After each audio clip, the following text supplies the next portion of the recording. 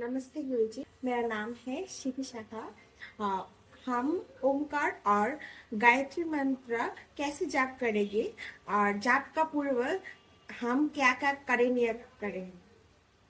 अच्छा ठीक। देखिए, गायत्री मंत्र और ओम के जाप का करीब 2 समय आप इस काम को कर सकते हैं।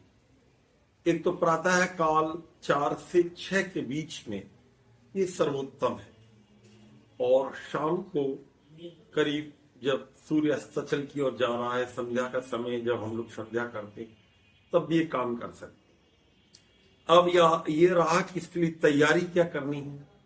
जो तैयारी संध्या की है वो इस जाप की है, कोई अलग अलग तैयारी नहीं। पहले से हम मानसिकता बनाते हैं कि हमें अब संध्या में बैठना है, इतने समय मैं बैठता हूं और ऐसा ऐसा आसन तैयार रहता है, मुंह हाथ धो लेते हैं, आचमन का पात्र रख लेते हैं, तो उसी समय लगभग आप ऐसा तैयार कर। दूसरी बात, इसको करने की विधि क्या होगी। तो जाप पौराणिक भाइयों में बिना ही अर्थ के कर लेते, लेकिन हमारे वैदिक धर्म के अनुयायियों में, आर्य समाज के जो अनुयायी हैं, वो लोग जब जाप करेंगे तो अर्थ और भावना सहित करेंगे। तज्जपस तदर्थ भाव। आप जो मंत्र बोल रहे हैं, चाहे गायत्री मंत्र बोले, चाहे ओम बोले, या अस्तोमा सद्गमय बोले, या विश्वानी देवी बोले, विधि सबकी एक रहेगी कि उनका अर्थ और उसका भाव आपके मन में तैयार हो। उदाहरण के लिए आपने बोला ओम भूर्भुवः स्वः, तो ओम परमेश्वर का मुख्य नाम है। भू प्राणों का प्राण, भगवान तुम मेरे प्राणों के प्राण हो। अब भगवान के भू नाम का जो शब्द उनका नाम है, उसका मैं जाप कर रहा हूं, वो मेरे मन में उच्चरित हो रहा है, तो वो प्राणों का प्राण वाला जो भाव है वो भी मेरे मन में बनना चाहिए। वाइटल एनर्जी जो होती है, वो अगर हमारे शरीर में वो भाव ना हो तो हम तो गिर पड़ेंगे। यदि हमारे अंदर वो स्तंभन शक्ति ना हो, प्राण शक्ति ना हो, तो वो प्राण शक्ति का भी जो प्राण है उसको परमेश्वर भू के नाम से कहते हैं।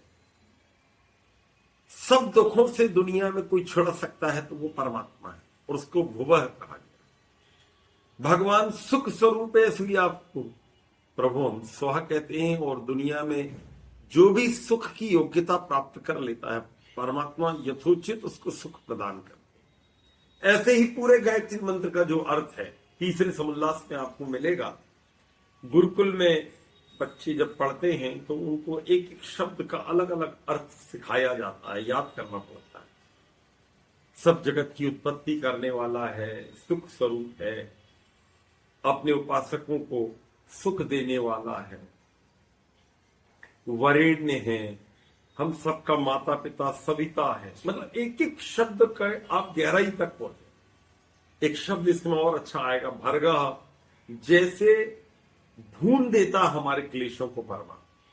तो ये मंत्र के ये शब्द जब आप बोलेंगे तो उन शब्दों को बोलते समय आपके मन में वो भाव लगातार बना रहे।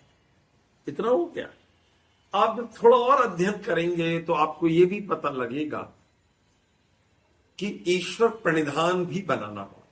जैसे ये प्रणिधान क्या है, भगवान सब जगह है और मैं उसके अंदर हूं। मेरे द्वारा किए जा रहे प्रत्येक कर्म को देख रहा है, सुन रहा है, जान रहा है। जैसे आप हमेशा ये मन में रखते हैं कि मैं पुरुष हूं, मैं स्त्री हूं, मेरी उम्र है, मैं ये काम करता हूं, मैं इतना पढ़ा लिखा हूं, इसको कोई अलग से बार बार याद नहीं कर दिया। मैं जिस कमरे में बैठा हूं उसमें 3 लोग बैठे हुए हैं, यह हमेशा आपको पता रहता।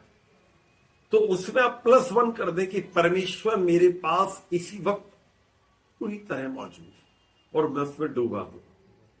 ये भाव जैसे ही आप बनाते हैं तो ईश्वर प्रणिधान का भाव बनने लगता है, और फिर जब आप जाप करते हैं तो उसका आनंद जो है वो कई गुना बढ़ जाता है।